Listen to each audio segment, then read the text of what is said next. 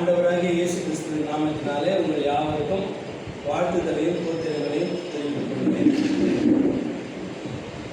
ஏற்கனவே நம்ம 3 மாதங்கள் நற்செய்தியாளர் பயிற்சி வகுப்பு நடத்தணும். அதில் நற்செய்தியாளர் யார் என்ற தலைப்பிலும், நற்செய்தியாளரின் ஊழிய படிநிலைகள் என்ன என்பது பற்றியும், நற்செய்தியாளரின் பணிகளும் அவசியமும் 3 மாதம் 3 தலைப்பின் கீழே நம்ம பார்க்கிறோம். இன்றைக்கு நாம் பார்க்க இருக்கிறது இறையியல் அப்படிங்கிற தலைப்பில் பார்ப்போம். தியாலஜி அப்படிங்கிற தலைப்பில் நம்ம பார்க்க போகிறோம். இந்த வகுப்பு நமக்கு ரொம்ப முக்கியமான வகுப்பு. இதை யாராவது கூர்ந்து இதை 2 வகுப்பாக எடுக்கலாம்னு நான் முடிவு பண்ணியிருக்கேன். தொடர்ந்து நம்ம இந்த வகுப்பில் கலந்து கொண்டு நம்ம இதில் பயன்பெறலாம். இப்பொழுது நம்ம இறைவேண்டல் உறுதிமொழி நம்ம எடுத்துப்போம்.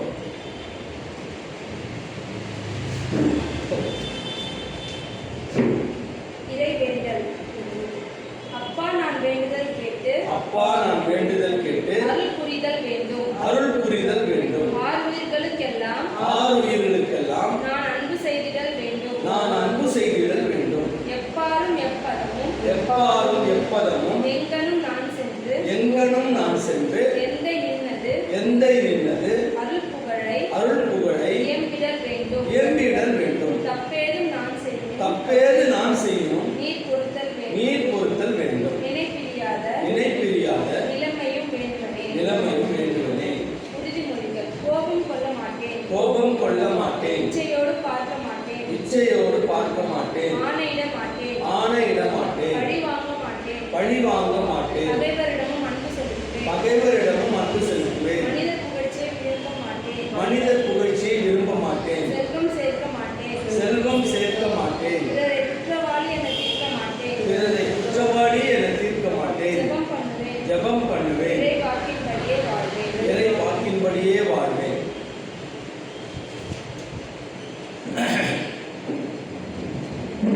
இறையியல்ங்கிற தலைப்பில் நம்ம இன்னைக்கு பார்க்க போகிறோம். இந்த இறையியல்னா இப்போ புவியியல்னா புவியை பற்றி படிக்கிறது, அறிவியல் வரலாறு அப்படின்னு நம்ம படிக்கிறோம்ல. உயிரியல்னா உயிர்களை பற்றி படிக்கிறது, புவியியல்னா புவியை பற்றி. அது மாதிரி இறையியல்னா இறைவனை பற்றிய கல்வி இறையியல்.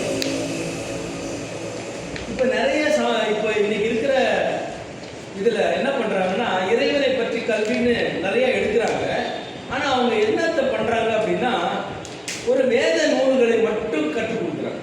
வேத நூல்களை கற்றுக் கொடுக்குது இறையியல்ங்கிறாங்க. இறைவனை பற்றி கற்றுக் கொடுக்குறது இல்லை. இறைவனை பற்றி எப்படி புரிந்து கொள்வது அப்படிங்கிற ஆழத்துக்கு போகாம வேத நூல்களை மட்டும் ஆராய்ச்சி செய்து இறையியல்ங்கிற ஒரு நிலை தான் பெரும்பாலும் இப்போ சொல்ற நிலை இருக்கு. நம்ம அதுலேருந்து கொஞ்சம் வேறுபட்டு வேற மொழிகள், முக்கியமாக நம்ம தமிழ் மொழியில் இதை பற்றி என்ன சொல்லியிருக்கு, இறையியல் இறைவனை பற்றி தமிழ் மொழி என்ன சொல்லியிருக்குன்ற ஆழத்துக்குள்ள போய் நம்ம பார்க்கணும். இப்போ நம்ம முதல்ல நம்ம பார்க்கணும், இறைவனை எவ்வாறு அறியலாம் அப்படின்ற ஒரு கேள்வியை நம்ம போட்டோம்னா 3 கேள்விகள் நமக்கு பதில்கள் நமக்கு வருது. எப்படின்னா, தனி அனுபவம், அதுக்கப்புறம் இறைவனின் வெளிப்பாடு, அதுக்கப்புறம் வேத நூல் வழியா நம்ம இறைவனை அறிய முடியும். ஆனா அது மட்டுமே முடியாது. அதான் ரொம்ப முக்கியமான வேத நூல் வழியா இறைவனை நம்ம அறிந்து கொள்ள முடியும். ஆனா வேத நூல் மட்டும்தான் நம்மளுக்கு இறைவனை அறிவதற்கு வழினா இல்லை. தனி அனுபவம் ஒன்று இருக்கு, இறைவனின் வெளிப்பாடுன்னு ஒன்று இருக்கு. இப்போ என்னுடைய பேத்தி வருவா, நாங்கள் 2 பேரும் விளையாடுவோம். எப்படி விளையாடுவோம்னா, தாத்தா நீ ஒளிஞ்சிக்க தாத்தா அப்படின்வா. நான் ஒளிஞ்சிக்கிட்ட உடனே அவள் ஓரளவுக்கு தான் தேட முடியும். அதுக்கப்புறம் தேடிட்டு அவளுக்கு என்னை கண்டுபிடிக்க முடியலன்னா அழுவான். தாத்தா தாத்தான்னு கூடுவா, அழுவா. அவளால் அவளுடைய நிலையில என்ன செய்ய முடியாது, கண்டுபிடிக்க முடியாது. கண்டுபிடிக்க முடியாம சோர்வடைந்து அழக்கூடிய நிலைக்கு போயிடுவான். இதே நான் கடவுளை நம்பியை ஒப்பிட்டு பார்க்கும் போதும் இதே நிலை. நான் உடனே என்ன பண்ணுவேன், குரல் கொடுப்பேன், ஓடி வந்துடுவேன், அம்மா நான் இங்கே தான் இருக்கேன் அப்படின்னு. நான் என்னுடைய பேத்திக்கு எப்படி வெளிப்படுத்துறேனோ மகிழ்ச்சி அடைஞ்சு ஓடி வந்து கட்டி பிடிச்சிக்குவா. அதே போலதான் கடவுளையும் நம்மளுடைய முழு அறிவினால, நம்மளுடைய முழு பலத்தினால நீ கடவுளை தேடி கண்டுபிடிச்சிருவ அப்படின்னா கண்டுபிடிக்க முடியாது. கடவுள் நமக்கு வெளிப்படுத்தாவிட்டால் இறைவனை நம்மளால் தெளிவாக புரிஞ்சுக்கணும். அப்போ இறைவன் ஒவ்வொரு சந்தர்ப்பத்திலையும் நமக்கு வெளிப்படுத்துறாரு. இப்போ முதல்ல தனி அனுபவம் எப்படி அப்படின்னா, ஒருத்தருக்கு நன்றி உணர்வும் பய உணர்வும் காரணமாக தான் அந்த தனி அனுபவம் ஒருத்தருக்கு வரும். நன்றி உணர்வுனா என்னது? ஏதாவது ஒரு நன்மை கடவுளிடத்திலிருந்து எனக்கு கிடைக்குது அப்படின்னா அப்ப நான் பதிலுக்கு என்ன செய்யறேன்? நன்றி உணர்வின் அடிப்படையில் நான் இறைவனை தேட பார்க்கிறேன். நிறைய பேர் என்ன பண்ற, உலகத்தில் அப்படிதான் வந்துச்சு. மிக பழமையான காலங்களில் அவங்க எதெல்லாம் நன்மையை பெற்றுக்கொண்டாங்களோ அதையெல்லாம் அவங்க கடவுளா வழிபட்டாங்க. எதற்கெல்லாம் அவர்கள் பயந்தார்களோ, பய உணர்வின் காரணம் எதுக்கெல்லாம் பயந்தார்களோ அந்த பயந்ததெல்லாம் கடவுளாக்கி அதற்கு மரியாதை செலுத்தி அதற்கு வழிபட்டு அப்படி இருந்தாங்க. அப்போ ஒரு தனி மனித அனுபவம் என்பது ரெண்டே காரணம் தான். ஒன்று பய உணர்வு, இன்னொன்று நன்றி உணர்வு. இப்போ நான் நல்லா இருக்கேன், நல்ல பலனா இருக்கேன், வயசுல வாலிபமா இருக்கேன், நல்லா என்ன செய்வேன், சுற்றி செய்வேன். ஆனால் ஒருவேளை எனக்கு ஒரு பலவீனம், ஒரு நெஞ்சவலி வந்துருச்சு, இல்லை வேற ஏதோ ஒரு பலவீனம் வந்துருச்சுன்னா நான் என்ன செய்வேன்? உடனே கடவுள்கிட்ட தேடுவேன். ஏதோ ஒரு ஆபத்து வருது, அந்த ஆபத்துல நான் விலகிறேன் அப்படின்னு ஒரு நன்றி உணர்வின் காரணமா நான் என்ன செய்யறேன்? கடவுளிடத்துல போறேன். பய உணர்வும் வந்துடும். அதன் அடிப்படையில் நான் அது தனி அனுபவத்தின் வழியா நான் இறைவனை அறிய முடியும். சிலர் என்ன பண்ணுவாங்க, ஆரம்ப காலங்களில் அப்படி ஒரு பய உணர்வு இருக்கும், நன்றி உணர்வு இருக்கும். ஆனா அவர்கள் திருப்பியும் புது பலனை அடையும் போது அதை விட்டு விலகி போயிடும். அந்த மாதிரி இருந்தா இறைவனை அறிய முடியும். அப்போ இறைவனின் வெளிப்பாடு, அடுத்து இறைவனின் வெளிப்பாடு ரெண்டு வகையை பிரிச்சுக்கலாம். ஒண்ணு என்னது? பொதுவான வெளிப்பாடு, இன்னொன்னு சிறப்பு வெளிப்பாடு. இந்த பொதுவான வெளிப்பாடுன்றது எல்லா மனிதர்களுக்கும் சமமாகும். ஒன்று மனசாட்சி, இன்னொன்று என்னது? இயற்கை. ஒன்று மனசாட்சி, இன்னொன்று இயற்கை. இப்போ மனசாட்சி எல்லாத்துக்கும் இருக்கா? எல்லாருக்கும் இருக்கு. எல்லா மனுஷனுக்கும் அவர் படைக்கும் போது என்ன வச்சுட்டாரு? உள்ள மனசாட்சி வச்சுட்டாரு. இந்த மனசாட்சி என்பது சிசிடிவி கேமரா மாதிரி எங்க போனாலும் என்ன செய்யும்? அப்படியே வந்துகிட்டே இருக்கும். நீ அந்த மனசாட்சி கிட்ட இருந்து தப்பிக்கக்கூடிய ஒரு மனிதனும் என்ன செய்ய முடியாது, இருக்கவே முடியாது. நான் சொல்றது விளங்குதா? அப்போ அந்த மனசாட்சியின் வழியா தன்னை என்ன செய்யறாரு? ஒவ்வொரு மனிதனுக்கும் தன்னை வெளிப்படுத்துகிறார். இறைவன் தன்னை ஒவ்வொரு மனுஷனுக்கும் தன்னை வெளிப்படுத்துறார். அந்த மனுஷனுக்கு தெரியும் இன்னைக்கு என்ன அவர் என்ன ரொம்ப சேஃபா காப்பாத்தினாரு அப்படின்னு என் மனசாட்சி தெரியும். அந்த விஷயத்த நான் வெளியில யாருக்குமே தெரியாது. ஆனா இந்த விஷயத்துல இருந்து கடவுள் என்னை காப்பாத்தினா என் மனசாட்சி நிச்சயமா இதை எனக்கு கடவுள் தான் காப்பாத்தினாரு, கடவுள் தான் என்னை உணர்த்தினாரு, அதனாலதான் நான் இன்னைக்கு இருக்கேன், அதனாலதான் நான் இருக்கேன்னு தெரியும். ஆனாலும் அவங்க என்ன பண்ணுவாங்க? அந்த மனசாட்சியை கொஞ்சம் என்ன பண்ணுவாங்க? சாகடித்து விட்டு, அதை உதாசீனப்படுத்தி விட்டு அவங்க மீண்டும் பழைய நிலைக்கே என்ன செய்வாங்க? போவாங்க. இப்போ ஒவ்வொருத்தருக்கும் அந்த மனசாட்சியில நீங்க சிந்திச்சு பார்த்தீங்கன்னா உங்களுக்கு கடவுள் இறைவன் தன்னை ஒவ்வொருத்தருக்கும் ஒவ்வொரு சந்தர்ப்பத்தில் நான் இருக்கேன் அப்படிங்கிறத என்ன செய்வாரு? உணர்த்தி இருக்காரு. ஆனா நம்ம அதை உதாசீனம் தான் படுறோம். ஒவ்வொருத்தரும் இந்த உலகத்தில் இருக்கிற எல்லாருக்கும் அது பொருந்தும். இப்போ ஒவ்வொரு தடவையும் நம்ம அந்த மனசாட்சியை நம்ம நிராகரிச்சு உதாசீனப்படுத்தி தள்ளி விட்டுட்டே போயிருந்தோம்னா உடலுக்கு எவ்வாறு வலி ரொம்ப முக்கியமா இருக்கும். உடலுக்கு வலி எந்த அளவுக்கு நம்மளுக்கு ரொம்ப முக்கியமானதோ அதுபோல ஆன்மாவுக்கு இந்த மனசாட்சி என்பது ரொம்ப முக்கியம். இந்த வலிங்கிற உணர்வு இந்த உடலுக்கு இல்லாம இருந்துச்சுன்னா அது ஒரு பெரிய ஆபத்துல சாபத்துல போய் முடியும். வலிங்கிறது கடவுள் நமக்கு கொடுத்த ஆசீர்வாதம். இந்த என்னுடைய காலில் ஏதோ ஒரு முள்ளு குத்தி இருக்கு, ஏதோ ஒரு அடிபட்டு இருக்கு அப்படின்னா நான் உடனே அந்த பகுதியை நான் பார்க்கிறேன் அப்படின்னா அதுக்கு காரணம் என்னன்னா வலிங்கிற உணர்வு தான். இந்த வலிங்கிற உணர்வின் அடிப்படையில் தான் இந்த பகுதி உடல்ல இருக்கு கெட்டு போயிருக்கு, ஏதோ ஒன்று அடிபட்டு இருக்கு, ஏதோ ஒரு பலவீனமா இருக்குன்றதை நான் அறிய முடியும், அதை நான் சரி செய்ய முடியும். என் உடலை பேணி காப்பதற்கு மிக முக்கியமான ஒரு உணர்வு வலிங்கிற உணர்வு. அதுபோல என் ஆன்மா செம்மையா இருப்பதற்கு, ஆரோக்கியத்தோட இருப்பது, பரிசுத்தமாய் வாழ்வதற்கு எனக்கு மனசாட்சி இருக்கும். மனசாட்சி என் ஆன்மாவை என்ன செஞ்சுக்கிட்டே இருக்குது? நெறிப்படுத்தி கொண்டே இருக்குது. சரியா இது தப்பு இது சரின்னு சொல்லி நெறிப்படுத்தி கொண்டே இருக்குது. நம்ம சின்ன சின்ன விஷயங்களுக்கு அந்த மனசாட்சியை நம்ம கொண்டு அதை நம்ம உதாசீனப்படுத்தி கொண்டே இருந்தா ஒரு காலகட்டத்தில் என்ன ஆயிடும், அந்த மனசாட்சி செத்து போயிடும். இப்போ இந்த உடல்ல தொழுநோயாளிகள் இருக்காங்கல்ல, அவங்களுக்கு வலிங்கிற உணர்வு செத்து போயிடும். அவங்களுக்கு எலி கடிச்சாலோ அல்லது வேற ஏதாவது ஆனா கூட அவங்களுக்கு தெரியவே தெரியாது. காலை துண்டானா கூட அவங்களுக்கு தெரியாது. ஏன்னா அவங்களுக்கு வலிங்கிற உணர்வு என்ன செய்யுது, இல்லாம போயிடும். அந்த உடலுக்கு அந்த தொழுநோயாளிகளுக்கு என்ன இருக்கு, அந்த வலிங்கிற உணர்வு செத்து போயிடுச்சு. அந்த தொழுநோயாளியா இருந்தா அந்த உடல் கெட்டு போயிட்டே இருக்கும், கொஞ்சம் கொஞ்சமா அழிஞ்சு போயிட்டே இருக்கும். அந்த மாதிரி இல்லை. அதே போல இந்த மனசாட்சியை உதாசீனப்படுத்தி தள்ளி விட்டவர்கள் இருக்காங்கல்ல, அந்த ஆன்மாவும் ஒரு என்னது ஆவிக்குரிய குஷ்டரோகிகளாய். அப்போ இந்த மனசாட்சியை நாம் என்ன செய்யணும், மனசாட்சியில கடவுள் உணர்த்தி கொண்டே இருக்கிறார், ஆன்மாவை நெறிப்படுத்தி கொண்டே இருக்கிறார். அப்ப நீ புரிந்து கொண்டு இறைவனை நீ என்ன செய்யலாம், அடுத்த படியில தேடுவார். அவர் தன்னை எப்படி வெளிப்படுத்துறாரு, பொதுவான எல்லா மனிதர்களுக்கும் அவர் தன்னை மனசாட்சியின் மூலமாக தன்னை வெளிப்படுத்துகிறார். சரியா? இரண்டாவது, இயற்கையின் மூலமாக தன்னை, எல்லாருக்கும் பொது, இயற்கைங்கிறது எல்லாருக்கும் பொது தானே, எல்லாருக்கும் தன்னை வெளிப்படுத்தும். எப்படி? தமிழ் மொழியில ரொம்ப அழகா இருக்கு. முதல்ல வசனத்தை பார்த்துருப்போம், அதுக்கப்புறம் நம்ம தமிழ் மொழியில என்ன சொல்லுது பார்க்கலாம். வாசிங்களேன், எடுத்து வாசிங்களேன். ஆதியாகமம் 1:26 வாசிங்க. அந்த நோட்ஸ்லயே இருக்குது பாருங்க, வாசிங்க,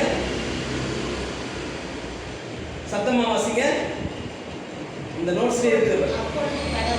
அப்பொழுது கடவுள் மானிடரை தம் உருவிலும் நம் சாயலிலும் உண்டாக்குவோம். சரியா? கடவுள் உருவில் மானிடரை படைத்தார். கடவுளின் உருவிலேயே அவர்களை படைத்தார். ஆணும் பெண்ணுமாக படைத்தார். அடுத்த வசனம் அது அடுத்தது இருக்க பாருங்க. மனிதரை முழுவதும் அறிந்தார், கடவுளை அறிந்தார். அப்ப என்ன ஆகுதுன்னா, கடவுள் எப்படி படைக்கிறார் மனுஷனா, தன் உருவிலேயே படைக்கிறார், தன் சாயலிலே படைக்கிறார், தன்னுடைய இயல்பை படைக்கிறார், தன்னுடைய உருவத்தில் படைக்கிறார். அப்போ மனிதன் எப்படி இருக்கிறான்? இப்போ மனிதனை முழுசும் புரிந்து கொண்டா யாரை புரிந்து கொள்ள முடியும்? கடவுளை புரிந்து. நான் என்னை முழுசுமா அறிந்து ஆய்வு செய்யும் போது நான் கடவுளை எப்படிதான் இருப்பாரு, இப்படிதான் இருப்பாரு. ஆமா தானே? அப்ப நான் எந்த பகுதியில் எப்படி இருக்கிறேன்? நானு உடல், வசனம் சொல்லுது, ஆவி, ஆத்மா, சரீரம் என்ற 3 நிலைகள் தான். அப்ப கடவுளும் எப்படிதான் இருப்பாரு? அந்த 3 நிலைகள்ல தான் இருப்பார். தமிழ்ல சொல்லணும்னா உடல், உயிர், ஆன்மான்னு 3 நிலைகள்ல நம்ம சொல்லணும். அப்போ ஒரு தமிழ்ல ஒரு பகுதி இருக்கு. என்ன பகுதினா, பிண்டத்தில் உள்ளது அண்டத்தில் உள்ளது, அண்டத்தில் உள்ளது பிண்டத்தில் உள்ளது, பிண்டத்தில் உள்ளது அண்டத்தில் அப்படிங்கிற ஒரு பகுதி. அண்டம் என்று சொன்னால் என்னது? உலகம். பிண்டம் என்று சொன்னால் என்னது? இந்த உடல். அப்போ அண்டத்தில் இருக்கிறது தான் எங்க இருக்குது? இந்த பிண்டத்தில். இந்த பிண்டத்தில் இருக்கிறது தான் எங்க இருக்குது? அண்டத்தில் இருக்குது என்ற தமிழ் மொழி நம்மளுக்கு இந்த விஷயங்களை சொல்லுது. அப்போ நீ இந்த பிண்டத்தை ஆராய்ந்தா எதை அறிந்து கொள்ள முடியும்? அண்டத்தை நம்ம அறிந்து கொள்ள. அப்போ நான் பாரு, நிலம், நீர், காற்று, ஆகாயம், நெருப்புங்கிற அந்த 5 நிலைகள்ல 50 பூதங்களினால இந்த உடல் ஆக்கப்பட்டிருக்கு. இந்த உடல் எப்படி இருக்கு? ஆக்கப்பட்டு. நிலத்தில் விளைந்ததை நான் என்ன செய்யறேன்? சாப்பிடுறேன். தண்ணீர் என்ன செய்யறேன்? குடிக்கிறேன். தண்ணி குடிக்காம நான் இல்லை. காற்று மூச்சு விடுறேன், போய் வருது. வெப்பம் இருக்கா எனக்கு? கரெக்டா வெப்பம் இருக்கு. இந்த வெப்பம் முழுசும் குறைஞ்சிச்சுன்னா எங்க போயிடுவாங்க? தூக்கின்னு புதைக்க போயிடுவோம். இந்த கூடாயிருச்சுன்னா என்ன செய்வாங்க? ஹாஸ்பிட்டலுக்கு போவோம். அப்போ என்னுடைய வெப்ப நிலை என்பது என்னது? ஒரு சரியான சமநிலையில அது என்ன செய்யுது? பாதுகாக்கப்பட்டு வருது. ஆமா தானே? ஒரு வெப்பம் எனக்குள்ள இருந்துகிட்டே இருக்கு. அதுக்கப்புறம் இடைவெளி, ஆகாயம். ஆகாயம் இருக்கிறதுனால, இடைவெளி இருக்கிறதுனால தான் நான் தண்ணி குடிக்க முடியுது, உள்ள போகுது, நான் சாப்பிட முடியுது, ரத்தம் ஓடுது. அப்படியே ஒரு கல் மாதிரி, ஒரு மரம் மாதிரி அப்படியே இருந்தா என்ன செய்ய முடியாது? எதுவும் சர்க்குலேஷன் மனுஷன் ஆவார். ஆமா தானே? அப்போ எனக்கு இந்த 5ம் எங்க இருக்குது? அண்டத்திலையும் இருக்கு. இந்த பிண்டத்திலையும் இருக்கு, அண்டத்திலையும் இருக்கு. நான் சொல்றது புரியுதா? அப்ப என்னுடைய 3 நிலைகள் இருக்கு. உடல், உயிர், ஆன்மான் 3 நிலை. நான் யாரு? நான் ஜான் என்னுடைய பேர்.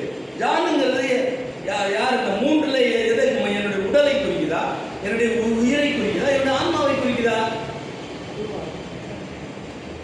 ஒருவேளை நான் மறிச்சிடுறேன் அப்படின்னா வரவங்க என்ன கேட்பாங்க? எப்போ இந்த ஜான் எடுப்பீங்கன்னு கேட்பாங்களா?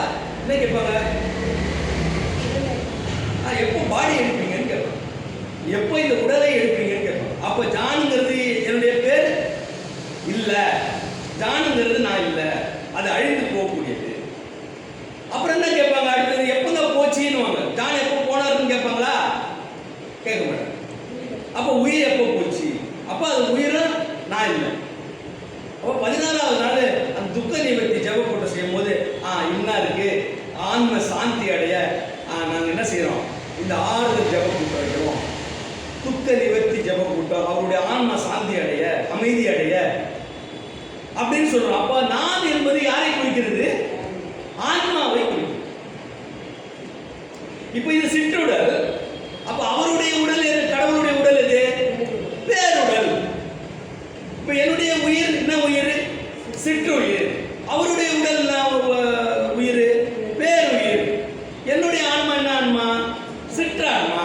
அவருடைய ஆன்மா என்ன ஆன்மா? பேரான்மா. அப்படின்னு நம்ம புரிய முடியுமா? புரிய முடியாதா? என்னை நான் தன்னை அறிந்தவன் தலைவனை அறிகிறான். அது தமிழ் பழமொழி. தன்னை முதல்ல முழுசா அறிந்து கொண்டா யாரை அறிய முடியும்? என்னை படைத்த கடவுளை, தலைவனை நான் என்ன செய்ய முடியும்? அறிந்து கொள்ள முடியும். அதான் ரொம்ப முக்கியமானது. நான் சொல்றது விளங்குதா? அப்போ இந்த பேருயிர், பேருடல், பேரான்மா, சிற்றுடல், சிற்றுயிர், சிற்றான்மா. சரி, இப்ப என்னுடைய இந்த 5 புலனை அடக்கிய இந்த உடல் இருக்கு. இந்த உடல் இயங்குது, உயிரோட நான் இருக்கேன் அப்படிங்கிறது எப்படி நீங்க அறிந்து கொள்வீங்க? நான் உயிரோடு இருக்கிறது எப்படி அறிவீங்க? அதாவது என்னுடைய இயக்கத்தை கொண்டு நான் இயங்குறேன்ல, மூச்சு விடுறேன். இயக்கம் ஒரு வெயிட்டாகி உண்டு மயக்காட்சி உண்டோன்னு எங்க போய் பார்ப்பாங்க? மூக்கில் அப்படி கை வச்சு பார்ப்பாங்க, என்ன வருது, காற்று வருதா அப்படின்னு பார்ப்பாங்க. ஆமாவா?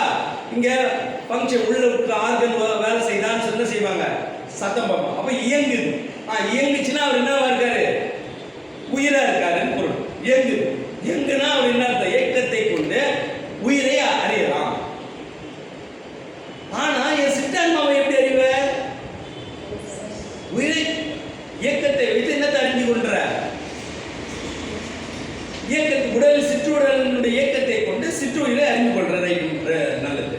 என்னுடைய ஆன்மாவை எப்படி அறிந்து கொள்வ? ஆன்மா எனக்குள்ள இருக்குங்க. மற்ற நாய்க்கு, நரிக்கு, பூனைக்கு, அந்த சிங்கம், புலி, கரடிக்கெல்லாம் ஆன்மா இருக்கா இல்லையா? இல்ல எனக்கு மட்டும்தான் ஆன்மா இருக்கா? கேள்வி வருதா? உயிரை அதுக்கும் அதே மாதிரி அதனுடைய இயக்கத்தை வைத்து அதை என்ன செய்யலாம்? அதனுடைய உயிரை இருக்குதா? அந்த சிங்கம், யானை செத்துருச்சான்னு எப்படி கண்டுபிடிப்பாங்க? அதே மாதிரி தான் மூச்சு வருதா, அதனுடைய ஹார்ட் பீட் வேலை செய்தான்னு பார்த்து அதனுடைய உயிர் இருக்கா இல்லையான்னு கண்டுபிடிப்பாங்க. அதே மாதிரி தான் எனக்கும். ஆமா தான். ஆனா ஆன்மா இருக்கா இல்லையான்னு எப்படி கண்டுபிடிக்க முடியும்? மனிதர்களுக்கு ஆன்மா உண்டுன்னு எப்படி கண்டுபிடிக்க முடியும்? மற்ற எல்லாமே கடவுள் தன்னுடைய வார்த்தையினால் என்ன செஞ்சாரு? உருவாக்கினார். எல்லாமே என்ன செஞ்சாரு? வார்த்தையினால உண்டாக்கினார். ஆனா மனிதனை மட்டும்தான் என்ன செய்ய? தன்னுடைய ஜீவ சுவாசத்தை ஊதினார். அப்போ கடவுளினுடைய ஜீவ சுவாசத்திலிருந்து நான் வந்ததுனால நான் அவருடைய ஒரு பகுதியாகிறேன். நான் எங்க அப்பாவினுடைய ஒரு பகுதி. நான் அது மாதிரிதான் ஒவ்வொருத்தரும். அதனால நான் மகன், நான் இருக்கு, அந்த உரிமை எனக்கு இருக்கு. அதே மாதிரிதான் அவர் தன்னுடைய ஜீவ சுவாசத்தை என்ன செய்யறாரு? நாசியில் ஊதினார். அவன் ஜீவ ஆத்மாவா உயிரையும் ஆன்மாவையும் பெற்றுக்கொண்டான். மண்ணை எடுக்கிறாரு, மண்ணுல ஜீவ சுவாசத்தை ஊதுகிறார். அவன் என்ன செய்யறான்? உயிரையும் ஆன்மாவையும் பெறுகிறான். அப்ப அதனால நம்ம கடவுளின் மகன்கிற உரிமை பெறும். கடவுளிடத்திலிருந்து புறப்பட்டு வருகிற ஒரு பகுதி தான் நம்ம. அதனால நம்மளுக்கு என்ன படைச்சிட்டேன், நீ என்ன செய்ய, எல்லாத்தையும் ஆண்டு கொள்ளுங்கிற. ஆண்டு கொள்ள அர்த்தம் எல்லாத்தையும் அரவணைச்சு என்ன செய்ய, ஆட்சி செய்யணும் அர்த்தம், ஆளுகை செய்யணும் அர்த்தம். ஆண்டு கொள்ள என்னது, ஆளுகை செய்யணும் அர்த்தம். அப்ப அந்த ஆளுகிற எல்லா உயிர்களையும் ஆளுகிற தன்மை யாருக்கு இருக்கு? மனிதனுக்கும். மற்ற எந்த விலங்குகளுக்கும் ஆளுகிற தன்மை இல்லை. நம் உடலை விட அதிக வலிமை கொண்ட வேற ஒரு விலங்கு, யானையா இருக்கட்டும் அல்ல சிங்கம், புலி, கரடியா இருக்கட்டும், நம்மளோட உடல் வலிமையை விட அதிக உடல் வலிமை. ஆனா அதை நம்ம என்ன செய்ய முடியும்? அடக்கி ஆள முடியும். அதை நம்ம என்ன செய்யும்? அடக்கி ஆள முடியும். இந்த ஒரு உயிர் ரொம்ப குறைவா இருக்குது அப்படின்னு அந்த உயிரை நம்ம என்ன செஞ்சோம்? பெருக்கி அதை வளர்க்க முடியும். இந்த உயிர் ரொம்ப அதிகமா இருக்கு, அதை வேணும் குறைக்கலாம் அப்படின்னாலும் நம்ம என்ன செய்ய முடியும்? குறைக்கவும் முடியும். அப்ப எல்லாவற்றையும் ஆளுகை செய்கிற தன்மை யாருக்கு இருக்கு? மனிதனுக்கு உண்டு. ஏன் அந்த தன்மை நம்ம மனிதனுக்கு உண்டுன்னா, நம்மகிட்ட என்ன இருக்கு? ஆன்மா இருக்கு. ஆன்மா யாருடைய பகுதி? கடவுளின் பகுதி. அது அழியவே என்ன செய்யாது? அழியாது. நித்திய வாழ்வுக்குள்ள இருக்கக்கூடியது. நித்திய வாழ்வுனா என்ன வாழ்வு? கடவுளோடு இருக்கிற வாழ்வு ஒண்ணு, கடவுள் இல்லாம இருக்கிற வாழ்வு. நித்திய ஜீவன்கிற வார்த்தை நம்ம பயன்படுத்துறோம். நித்திய வாழ்வு. அந்த நித்திய வாழ்வு என்ன வாழ்வு? நீ கடவுளோடு இருக்கிற வாழ்வா, கடவுள் இல்லாத வாழ்வா? ஆன்மா அழியாது. ரெண்டு இடத்துல நிற்கும். ஒண்ணு எங்க இருக்கும்? கடவுள் இல்லாத இடம் நரகம். கடவுள் இருக்கிற இடம் என்னது? மோட்சம். உன்னுடைய ஆன்மா அழியாது. எங்க ஏதாவது உன்னை வாழும் போதே நீ என்ன செய்யணும்? உன்னை தகுதிப்படுத்திக் கொள்ள வேண்டும். நான் எங்க வாழப்போ, நான் வாழ்றது இதை வச்சுதான் எனக்கு பிரிக்கப்படுது. என்னது? கடவுள் இல்லாத இடமா, கடவுள் இருக்கிற இடமா? அந்த ஆன்மாவுடைய சிறப்பு நிறைய இருக்கு. அப்ப ஆளுகை செய்யக்கூடிய தன்மை இருக்குல்ல. அப்ப பாரு, இந்த நிலத்துல இந்த பேருடலை நம்ம பார்க்கணுமா இல்லையா? இந்த அண்டம், பேரண்டத்தை நம்ம பார்க்கணுமா இல்லையா? அது உயிரோடு அது அப்படியே கல் மாதிரி இருக்குதா? அது இயங்குதா? அப்போ என்ன ஒரு இயக்கத்தை வைத்து நம்ம சிற்றுடலை அறிந்து கொள்வது போல என்ன பண்ண, ஒரு பெரிய உயிர் என்ன செய்யுது? இயங்குது. அப்போ இந்த வெறும் இந்த பேரண்டம் என்ன செய்யல, இயங்காம இல்ல, இது பெரிய அளவுல இயங்கி கொண்டிருக்கிறது. அப்ப அதை வைத்து நாம் என்ன புரிகிறோம்? பேர் உயிர் இருக்கிறது. அது வெறுமனே அந்த பேர் உயிர் மட்டும் இல்ல, அது எல்லாத்தையும் ஒரு ஒழுங்குல ஒரு ஆளுகை நடக்குது. பெரிய ஒரு ஆளுகை நடக்குது. எல்லாம் அது குறித்த நேரத்தில் நம்ம இந்த நேரத்துக்கு நம்ம இந்த ராக்கெட்டை விட்டா இங்க போகுது, இங்க வருது அப்படின்னா எல்லாமே அதனுடைய நியம நிலையில சரியான விதத்துல போறதுனால தான் நம்ம கால்குலேட் நம்ம பண்ண முடியுது. அதாவது ஒரு திசைக்கு போயிருந்தா, ஒரு வேகத்துக்கும் ஒரு நிலையில போயிருந்தா நம்மளால என்ன செய்ய முடியாது? கணிக்க முடியாது. அப்ப எல்லாமே என்ன செய்யுது? ஒரு நியமத்துல, ஒரு நேதியில, ஒரு ஒழுங்குல, ஒரு கட்டுப்பாட்டுல இயங்குது. அப்ப அதை ஆட்சி செய்கிற அந்த பேர் என்னது? பேரான்மா. அந்த பேரான்மாவை தான் நாம என்னன்னு சொல்றோம்? கடவுள் என்று சொல்றோம். அந்த கடவுளை பற்றிய கல்விதான் நம்ம இந்த இறையியல். தமிழ் மொழி நமக்கு அண்டத்தில் உள்ளது, பிண்டத்தில் உள்ளது, பிண்டத்தில் உள்ளது, அண்டத்தில் உள்ளது. அப்ப நம்ம தன்னை அறிந்தவன் யாரை அறிகிறான்? தலைவனை அறிகிறான். நான் சொல்றது விளங்கிடுச்சா உங்களுக்கு? அப்ப இப்ப பாரு, இந்த ஃபேன் இருக்கு. இந்த ஃபேனுடைய இந்த வெளியில நம்ம பார்க்கிறோம் பாத்தியா? இது என்னது? உருவம். இது காத்து வருதா? இந்த காத்து என்னது? இதுக்கு பேரு அருவுருவம். காத்தை நான் என்ன செய்யறேன்? பார்க்க முடியல. ஆனா இந்த காத்தை நான் என்ன செய்யறேன்? உணர்றேன். இது அருவுருவம்னு சொல்லலாம். ஆனா இது இது இது இயங்கிறதுக்கு என்ன வருது? கரண்ட் வருது. கரண்ட் வருது இல்லையா? கரண்ட் நீ தொட்டு உணர முடியுமா? முடியாது. பார்க்க முடியுமா? பார்க்கவும் முடியாது. அது பார்க்கணும்னு நினைச்சா என்ன பண்ணிடுவ? செத்து போயிடும். அது போல அது பேர் என்னது? அருவம். அப்போ கடவுளா இருக்கிற அருவம் எப்படியா வராரு? உருவமாய் வந்தார். அந்த உருவமாய் வந்த கடவுள் பலியாகி இப்ப நம்ம மத்தியில எப்படியா இருக்காரு? அருவுருவமாய் வாழ்கிறார். நான் சொல்றது விளங்குதா? அருவமாய் இருந்த கடவுள் எதா வராரு? உருவமாக வருகிறார். உருவமாக வந்த கடவுள் பலியாகி நம்மளுடைய பாவங்களுக்காக இப்ப நம்ம கிட்ட எப்படியா வாழ்றாரு? அருவுருவமாய் ஒவ்வொரு உள்ளங்களிலும்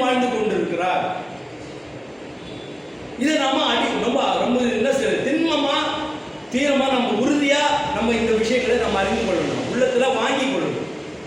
அப்பதான் நம்ம எல்லாத்துக்கும் வெறும் பைபிள்ல இருந்து அந்த வசனங்களை மட்டும் எடுத்து போதிக்கிற நிலையில இருக்கக்கூடாது.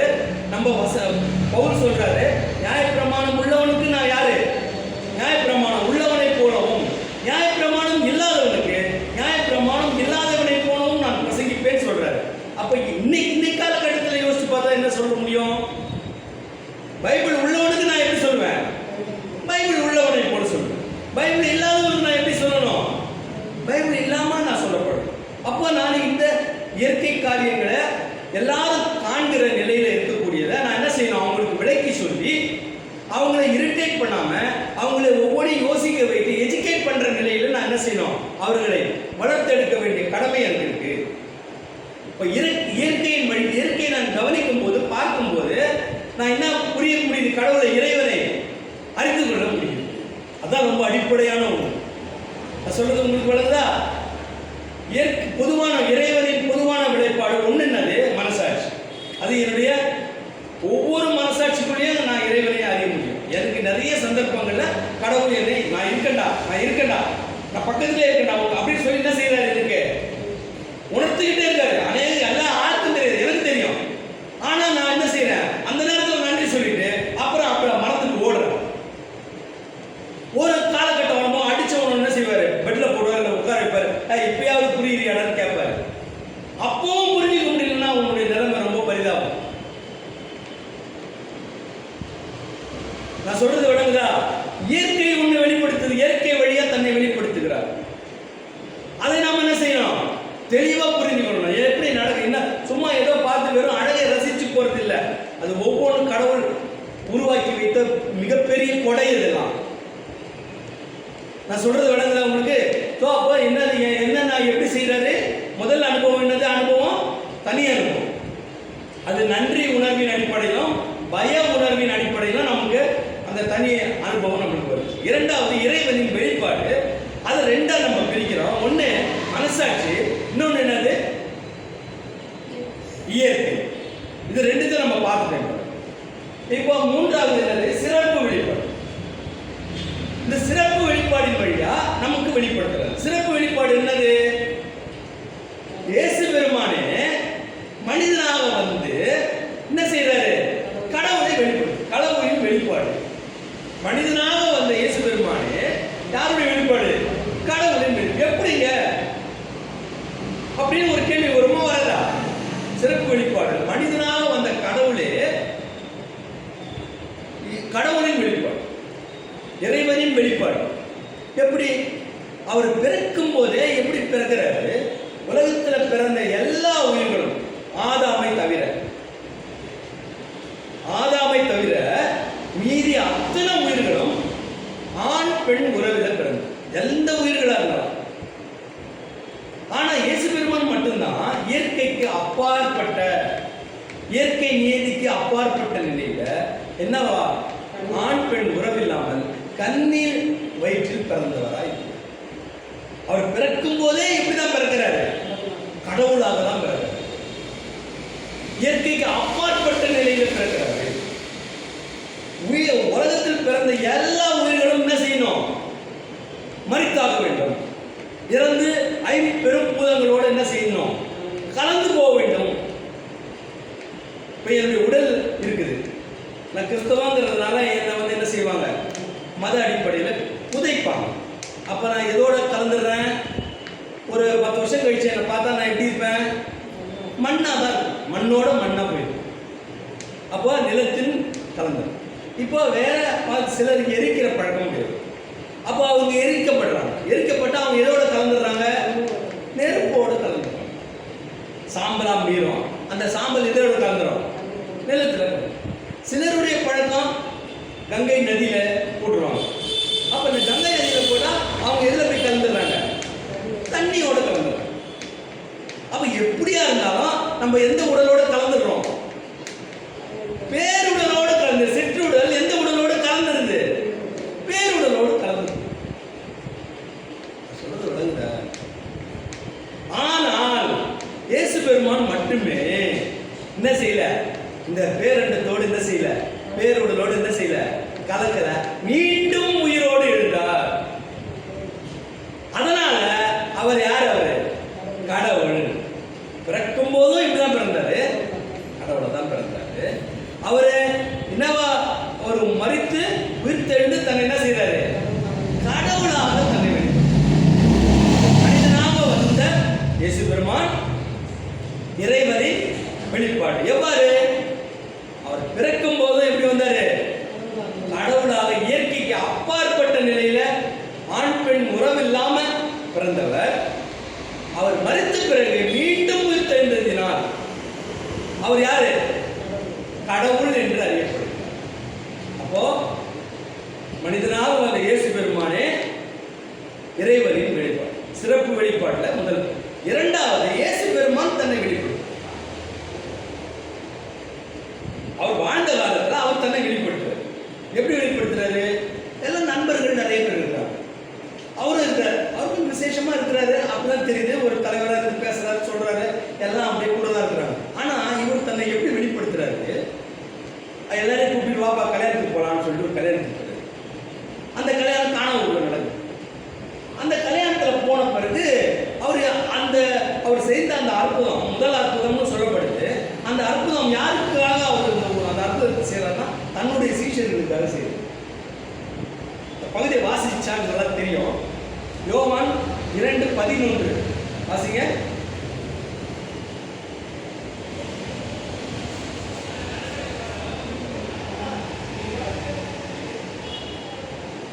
சத்தமா வாசிங்க. அப்போ அந்த இடத்துல என்ன நடக்குது அப்படின்னா, இவர் தன்னுடைய நண்பர்களோட போய் அங்க அந்த அற்புதத்தை செய்யறாரு. என்ன அற்புதத்தை செய்யறாரு?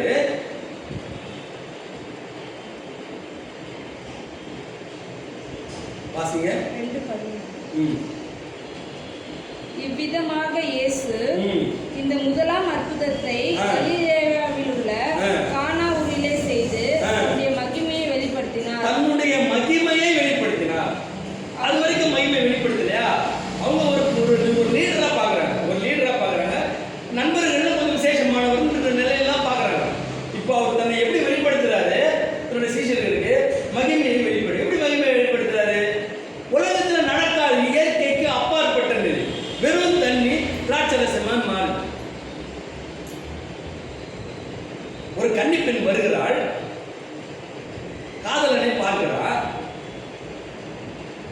அவளுடைய முகம் எப்படி இருக்கும்? வெட்கமடைந்து முகம் சிவந்து தலை குனிந்து நிற்பது போல. அங்க இயேசு பெருமானை கண்டவுடன் அந்த வெறும் தண்ணி சிகப்பு நிறத்துல திராட்சரசமா மாறி.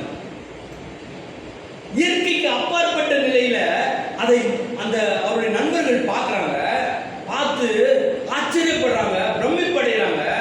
அவர் தன்னுடைய மகிமை, முதல்ல யார் நம்பணும்? முதல்ல அவருடைய பலத்தை, அவருடைய மகிமையை யார் நம்பணும்? ஏன்னா இவங்க தான் போய் எங்கெல்லாம் போய் சொல்ல போறவங்க, உலகத்துல போய் சொல்ல போறவங்க. முதல்ல நம்பணும். அவரை தன்னுடைய மகிமையை வெளிப்படுத்துறாரு.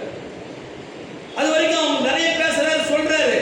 ஆனாலும் அவங்களுக்கு சரியா என்ன செய்யல, தன்னுடைய மகிமையை வெளிப்படுத்துறார். அந்த வெறும் தண்ணி சிவந்து திராட்சரசம், எல்லாரும் மகிழ்ச்சி அடைகிற, இதுவரைக்கும் கண்டிராத ஒரு பெரிய திராட்சரசம், மிகுந்த சுவையான ஒரு நிலையை கொடுக்கிறார். தன்னுடைய மகிமையை அந்த வழியில வெளிப்படுத்துறார். அவர்கள் எல்லாம் அவர்கள் நம்பிக்கை வைக்கிறார். அடுத்த நிலையில பலியாகிறாரு. பலியாகி அப்புறம் 40 நாள் அவர் சுற்றி பார்க்கிறாரு. அப்போ ஒரு நிலையில இருந்து தோமா வந்து அந்த நண்பர்களோட பேசுறாரு. அந்த மரணம் அடைஞ்ச நாள்ல தோமா இல்லைங்க, அந்த இடத்துல இருந்து தள்ளி போயிடுறாரு. இந்த இடத்துல எல்லா சீஷர்களும் உட்கார்ந்துருக்கிறாங்க. இயேசு பெருமான் வராரு, அவங்கள காண்பிக்கிறார், தன்னை காண்பிக்கிறாரு. எப்பா ஏன்பா இப்படி பயப்படுறீங்க? நான் ஆவி இல்லப்பா, நான் உன்னுடைய குரு தான்ப்பா அப்படின்னு சொல்லி கைகளை காலெல்லாம் காட்டுறாரு. எல்லாம் சாப்பிட கொடுப்பான்னு கேட்கிறாரு. எல்லாரும் என்ன செய்யறாங்க? அவரை கண்டு பயப்படுறாங்க. அதுக்கப்புறம் இவர் தன்னுடைய சுவாசத்திலிருந்து ஊதி பரிசுத்தாவியை பெற்றுக்கொள்ளுங்கள்னு சொல்றாரு. யார? நம்மளுடைய தன்னுடைய நண்பர்கள், தன்னுடைய கூட இருந்தவங்க சீஷர்கள். அப்போ கூட நம்ப மாட்டாங்க. இந்த நிகழ்வுலாம் நடக்கும் போது யாரும் இல்லை, தோமா இல்லை. 8 நாளைக்கு பிறகுதான் வராரு தோமா. வந்தவொடனே எல்லா நண்பர்கள் அப்பா உயிரோடு வந்துட்டாருப்பா, வந்தார், நான் கை காலெல்லாம் காமிச்சாரு, சாப்பிட்றதுக்கு கொடுத்தா நாங்கள் சாப்பிட்டோம், ஊதி பரிசுத்தாவை பெற்றுக்கொள்ளுங்கள்னு சொன்னார். உடனே இவருக்கு ஷாக் ஆயிடுச்சு. நான் நம்ப மாட்டேன், நான் அவருடைய காயத்தில் விரலை விட்டு பார்த்தாதான் நான் நம்புவேன் அவர் சொல்றாரு. இப்போ அவர் இந்த வார்த்தை யாரை குறிக்குது, யாரை நம்பாத வார்த்தையா குறிக்குது? நீங்க சிந்திச்சு பாருங்க. அவர் இயேசு பெருமானை நம்பாம அப்படி சொன்ன வார்த்தையா இருக்குமா, அல்லது தன்னுடைய நண்பர்கள் பயந்து போய் ஒரு வீடை பூட்டிட்டு உள்ள உட்கார்ந்துருக்காங்களே அந்த நண்பர்களுடைய வார்த்தை நீங்க எதையாவது பார்த்து உளறாங்களா? சரி அவர்தான் வந்துட்டாங்க, ஏன் பயந்து போய் இப்படி ஒரு வீடை பூட்டிட்டு உட்கார்ந்துருக்கீங்க, நான் நம்ப மாட்டேன் அப்படிங்கிற வார்த்தையா இருக்குமா? இயேசு பெருமானை நம்பாத வார்த்தையா இருக்குமா, தன்னுடைய உடன் நண்பர்களை நம்பாத வார்த்தையா? தன் உடன் நண்பர்களை நம்பாத வார்த்தை அது.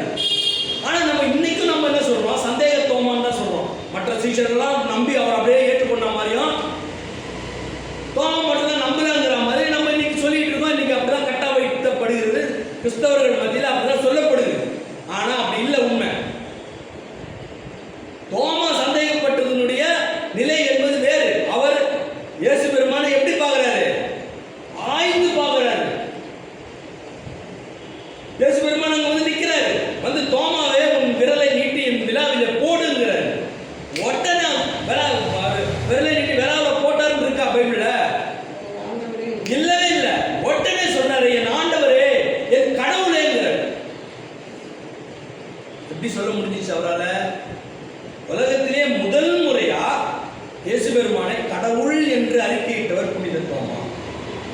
அந்த புனித தோமா தான் இங்கே நம்ம தமிழ்நாட்டுக்கு வந்து இங்கே இயேசு பெருமானுடைய நற்செய்தி 20 ஆண்டு காலம் இங்கே போதிச்சிருக்காரு. இங்கே நம்ம சென்ட் தாமஸ் மவுண்ட் இங்கே இருக்குது, அந்த பெரிய மலை இருக்கு, சின்ன மலை இருக்கு. சென்ட் சாந்தோம் சர்ச்சில் தான் அவருடைய உடல் புதைக்கப்பட்டதுன்ற 3 இடங்களும் நம்ம இந்திய சுற்றுலா தலத்தின் அந்த இதுக்கு அமைச்சகத்தின் கீழே பராமரிக்கப்பட்டு பாதுகாக்கப்பட்டு வருது. உலக நாடுகளிலிருந்து எல்லாரும் வந்து அதை பார்க்குறாங்க. 2 பேர் சீஷர்களுடைய கல்லறை மேலே தான் தேவாலயம் கட்டப்பட்டிருக்கு. ஒன்று புனித தோமா, இன்னொன்று யாரு, வேட்டிகன்ல இருக்கக்கூடிய புனித பேதுரு. அப்போ இவருடைய அந்த தாக்கம், ஊழியத்தினுடைய தாக்கம் தமிழகத்தில், தமிழ்ல எல்லா நிலைகளிலும் அவருடைய இயேசு பெருமானுடைய நற்செய்தி விதைக்கப்பட்டிருக்கிறது. வசனம் சொல்லுது, பரிசுத்தவான்கள் பரிசுத்தவான்களால் எழுதப்பட்ட பரிசுத்த எழுத்துக்கள் அத்தனையுமே பரிசுத்த ஆவியினால் பெறப்பட்ட எழுத்துக்கள், பரிசுத்த எழுத்துக்கள் சொல்லப்படுது. அப்பனா வெறும் கிரேக்கத்துல தான் இருக்குமா, வெறும் எபிரேயத்துல மட்டும்தான் இருக்குமா, வெறும் லத்தீன்ல மட்டும்தான் இருக்குமா? பரிசுத்த ஆவியானவரால் ஏவப்பட்டு எழுதின எழுத்துக்கள் எல்லாமே பரிசுத்த எழுத்துக்கள் தான். அந்த எழுத்து தமிழ்ல இருக்கக்கூடாதா? நான் சொல்றது கேள்வியை புரியல இல்லையா? அப்போ அதை நம்ம ஆராய்ந்து பார்க்கணும். வெறும் லத்தீன் மொழியிலையும் கிரேக்க மொழியிலையும் எபிரேய மொழியிலும் உட்கார்ந்து ஆராய்ஞ்சிட்டு தியாகி முடிச்சிட்டேன் நான் சொல்றது சரியில்லை. நம்ம தமிழ்ல என்ன சொல்லியிருக்கு, அதுல இறைவனை பற்றிய விவரங்கள் எப்படி இருக்குன்றத நம்ம தேடி ஆராய வேண்டிய கடமை நம்மளுக்கு இருக்கு. நற்செய்தியாளருடைய பயிற்சி வகுப்புல இதை நம்ம நிச்சயமா நம்ம என்ன செய்யலாம், எல்லாத்தையும் ஆழமா நம்ம பார்க்கணும். தமிழ்ல தோமாவளி மூலமா நம்மளுக்கு எப்படியெல்லாம் விதைக்கப்பட்டிருக்கு இயேசு பெருமானுடைய நற்செய்தி என்பதை மிக ஆழமா நம்ம பார்க்கணும். இயேசு பெருமான் தன்னை எப்படி வெளிப்படுத்துறார் தோமாவுக்கு? நேரா உருவத்துல வந்து நிற்கிறாரு. உருவத்துல வந்து நின்று தோமாவே உன் விரலை நீட்டி என் விழாவில போடுங்கிறார். உடனே அவர் சொல்றாரு, என் கடவுளேங்கிறார், என் ஆண்டவரே, என் கடவுள். ஆண்டவர் என்ன யாரு? இயேசு பெருமான் அவருடைய குரு. அவரை எப்பவுமே அவர் உயிரோடு இருக்கும்போது சாதாரணமாக அவர் எப்படிதான் கூப்பிட்டுருப்பாரு, ஆண்டவர் என்ன கூப்பிட்டுருப்பாரு. அடுத்த வார்த்தை அவர் சொன்னது கடவுளேங்கிறார். அப்ப கடவுள்னா அவர் எப்படி, அவர் அந்த வார்த்தை எப்படி அவருக்கு வந்துச்சு? அவரு வீடு பூட்டிய வீடு, பூட்டிய வீட்டுக்குள்ள அவருடைய எலும்பும் சதையுமான உருவம் வந்து நிற்கும். இவரு நிறைய அற்புதங்கள் இதுக்கு முன்னாடி எங்க செஞ்சிருக்காரு, வாழ்ந்த நாட்கள் செஞ்சிருக்காரு. ஆனா இந்த அற்புதம் என்ன செய்யல. மோசேயினுடைய காலத்துல ஒரு முற்ப புதர் எரியுது, திகு திகு திகுன்னு எரியுது. கிட்ட போய் பார்க்குறாரு, திகு திகுன்னு எரியுது. ஆனால் என்ன செய்யாம இருக்கு? வெந்து போகாமல் இருக்கிறது. அது என்ன என்ன நிலை? இயற்கைக்கு அப்பாற்பட்ட நிலையில பிதா தன்னை மோசேக்கு வெளிப்படுத்தார். ஆமா தானே?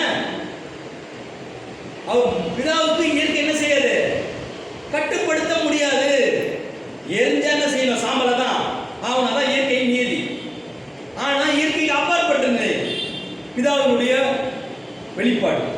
அதே போலதான் ஒரு ஆவியா இருந்தா ஒரு இதுல போயிடலாம், உள்ள போயிடலாம், பூட்டிய வீட்டுக்குள்ள போயிடலாம் ஒரு ஆவியா இருந்தா. ஆனா இவருக்கு எப்படி இருக்குது? எலும்பும் சதையுமான உடல். தொட்டு பார்க்கறாங்க, சாப்பிடுறாரு, கொடுத்ததை என்ன செய்யறாரு? வாங்கி உண்டு அவங்களுக்கு காமிக்கிறார். நான் என்ன இல்ல பிசாசு ஆவி அல்ல அப்படின்றத ப்ரூவ் பண்றாரு. அப்படிப்பட்ட உடல் இயற்கைக்கு அப்பாற்பட்ட நிலையில பூட்டிய வீட்டறைக்குள் வந்திருக்கு. அப்ப தோமா அதை பார்த்து பிதாவுக்கு ஒத்த உடலை அவர் பார்க்கிறார். ஏற்கனவே நண்பர்கள் மூலமா அவர் சொன்னது, நண்பர்கள் சொன்னாங்க என்னன்னு, அவர் வாயிலிருந்து என்ன வந்துச்சு? பரிசுத்த ஆவியை ஊதி பெற்றுக் கொள்ளுங்கள் என்று சொன்னாரு அப்படிங்கிறாங்க. ஏற்கனவே பிதாவினிடத்திலிருந்து புறப்பட்டு வரப்போகிற பரிசுத்த ஆவியானவரை அறிந்திருந்த தோமா, நீங்க 16ஆம் அதிகாரத்தில் படிச்சீங்கன்னா தெரியும். 16ஆம் அதிகாரத்தில் படிச்சு பார்த்தீங்கன்னா எங்க இருந்து அவர் சொல்றாரு? அவர் வாழுற காலத்துல நான் போவேனே ஆகில் தேற்றரவானே என்ன செய்வேன்? உங்க இடத்துல அனுப்புவேன். அப்போ பிதாவின் இடத்திலிருந்து உங்களுக்கு ஒத்தாசை வரும் அப்படிங்கிறதெல்லாம் சொல்லி கொடுக்குறாரு. அப்போ பிதாவின் இடத்திலிருந்து பரிசுத்த ஆவியானவர் வருவார் என்பதை அறிந்திருந்த தோமா யார் வாயிலிருந்து வராரு? இயேசு பெருமானுடைய வாயிலிருந்து ஊதி பெற்றுக் கொள்ளுங்கள் என்று சொல்றதை பார்த்ததுனால இயேசு பெருமானுடைய உருவம் அப்படி நிக்குது. அப்போ 3 நிலையையும் அவர் பார்க்கிறாரு. ஒரே நிலையில பார்த்து அவர் என்ன செய்யறாரு? கடவுளைங்கிறது.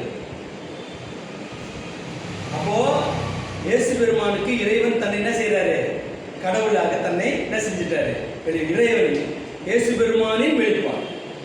இயேசு பெருமான் தன்னை சீஷர்களுக்கு அற்புதங்களை செய்து தன் மகிமையை வெளிப்படுத்தினார். இப்போ அந்த என்ன செய்ய தன்னை கடவுள் என்று என்ன செய்யறாரு? தோமாவுக்கு தன்னை வெளிப்படுத்த அவர் சொல்றாரு. இயேசு பெருமான் சொல்றாரு, நீ கண்டு விசுவாசித்தாய், காணாமல் விசுவாசிக்கிறவர்கள் பாக்கியவான்கள். நம்மளாம் யாரு? பாக்கியவான். நீ காணாமல் இயேசுவை பேரண்டத்தின் கடவுள் என்று நம்புகிறாயா? நீ யாரு? பாக்கியவான். நான் சொல்றது விளக்குதா? இன்னைக்கு இயேசு பெருமான் கடவுள் இல்ல, அவரு கடவுளின் மகன், அவர் லார்ட் அப்படின்னு சொல்லக்கூடிய ஆட்கள் நிறைய பேர் இருக்கிறாங்க. அவர் யார் தான் நம்ம அடிச்சு சொல்றோம்? காட் என்று சொல்றோம். நான் சொல்றது விளக்குதா? அடுத்து அவரு பவுலுக்கு வெளிப்படுத்துறாரு. சவுலா இருக்கிற போது அவர் என்ன செய்யறாரு? நிறைய அந்த கடிதங்களை வாங்கி கொண்டு, அதிகாரம் படைத்தவர்கள் கையில அந்த கடிதங்களை வாங்கி கொண்டு இயேசு பெருமானை பின்பற்றுகிறவர்களை என்ன செய்யறாரு? துன்புறுத்துக்கு தயாராரு. அப்ப பவுலுக்கு தன்னை வெளிப்படுத்துறாரு. எப்படி? பகல் நேரம் பளிச்சு நம்ம டார்ச் லைட் அடிச்சா நம்ம கண் பூசும். பகல் நேரத்தில் டார்ச் லைட் அந்த ஃபிளாஷ் அடிச்சா என்ன செய்வோம்? கண் பூசுமா? பூசாது. ஏன்? இந்த வெளிச்சம் ஏற்கனவே பகல் வெளிச்சத்தை விட அதிகமா இருக்கும். அதனால இந்த டார்ச் இந்த ஃபிளாஷினுடைய வெளிச்சத்தினால நம்ம கண் பூசாது. அப்ப உச்ச பகல் வேலையில இவர் கண்ணே கூடாத அளவுக்கு ஒண்ணு இல்ல, ஒரு மின்னல் அடிக்குது பகல் வேலையிலனாலே நான் அந்த மின்னல் நம்மளுக்கு என்ன செய்யாது? வெளிச்சம் நம்மளுக்கு வராது. வருமா? வராதா? வராது. ஏன்னா இரவு நேரத்துல மின்னல் அடிச்சாதான் நம்மளுக்கு தெரியும், பகல் நேரத்தில் அடிச்சா தெரியாது. ஏன்னா அந்த வெளிச்சம் அதிகமா இருக்கும். அப்போ இந்த பவுலுக்கு கண்ணே குருடாகிற அளவுக்கு ஒரு வெளிச்சம் அவர் மேல வந்தார். கண்ணே குருடாயிடுச்சு. யாருக்கு? சவுலுக்கு. அதுக்கப்புறம் யாருப்பா பயத்துல கேட்கிறாரு, யார் இப்படிப்பட்ட இது நான் பார்த்ததே இல்லையே, யாரு அப்படின்னா, நீ துன்பப்படுத்துகிற இயேசு நான். ஒளியினாலையும் தன்னை ஒளியினாலையும் தன்னை வெளிப்படுத்தினார். புனித பவுலுக்கு எப்படி தன்னை வெளிப்படுத்துறாரு? ஒளியினாலையும் ஒளியினாலையும் தன்னை வெளிப்படுத்தினார். தோமா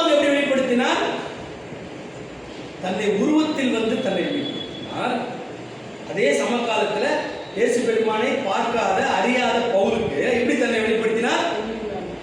ஒளியினாலும் தன்னை வெளிப்படுத்தினார். நான் சொல்றது விளங்குதா? ஏன் அவர் உருவத்துல வந்து வெளிப்படுத்த தான் உருவத்துல வந்து வெளிப்படுத்தணும் உருவத்துல வந்து இருந்தா பவுலுக்கு இவரை என்ன செய்ய யாருன்னு தெரியாது. அதனால அவர் ஒளியாகவும் வந்தார். இன்னைக்கும் நிறைய பேர் சொல்றாங்க உருவத்துல அப்படியே வந்து நின்னாரு, என்ன அப்படியே வந்து பார்த்தாரு, அழுதாரு அப்படின்லாம் சொல்லுவாங்க. அவர் யாரு? சிந்திக்கணும். நம்ம இவர் உள்ளத்துல யாரை கற்பனையாக ஒரு இயேசு என்று ஒரு கற்பனை வைத்திருக்கிறாரோ அந்த உருவம் தான் என்ன செய்யும்? எதிர வந்து நிற்கும். அதை நம்ம ஆராய வேண்டியிருக்கு. ஏன்னா அந்த உருவம் என்பது என்னவா இருக்கும்? மாடலா இருக்கும். ஆப்பிரிக்காவில் ஒரு இயேசு பெருமான் வச்சிருப்பாங்க. யூரோப் நாடுகளில் வேற ஒரு இயேசு பெருமான் வச்சிருப்பாங்க. அந்த ஜப்பான், சீனா அந்த மாதிரி நாடுகள் மஞ்சள் நிறத்தை உடையவர்கள் இடத்துல வேற விதமான இயேசு பெருமானுடைய உருவம் வைக்கப்பட்டிருக்கு. ஆப்பிரிக்காவில் வேற நிலையில் வச்சிருப்பாங்க. ஒவ்வொரு இடத்துக்கு ஏற்ற மாதிரி கலர் மாறும், முகம் மாறும், மூக்கு மாறும், உருவங்கள் அவங்கவுங்க நிலைக்கு ஏற்ப அவங்க வச்சிருப்பாங்க. அப்படியே என் உருவத்தில் வந்து நின்னாரு அப்படின்னா அவங்க என்ன கற்பனை பண்ணி வச்சிருக்காங்களோ அந்த உருவத்துல அந்த கற்பனையாக தான் இருக்குமே தவிர ஒளியாகவும் வரும்போது தான் இயேசு பெருமான் தன்மை அந்த உண்மைத்தன்மை ஒரு 100% இருக்கும். நான் சொல்றது உங்களுக்கு புரியுதா? இதெல்லாம் நம்ம புரிந்து கொள்ளக்கூடிய நிலை இதெல்லாம். அப்போ அவர் தன்னை எப்படி வெளிப்படுத்துறாரு?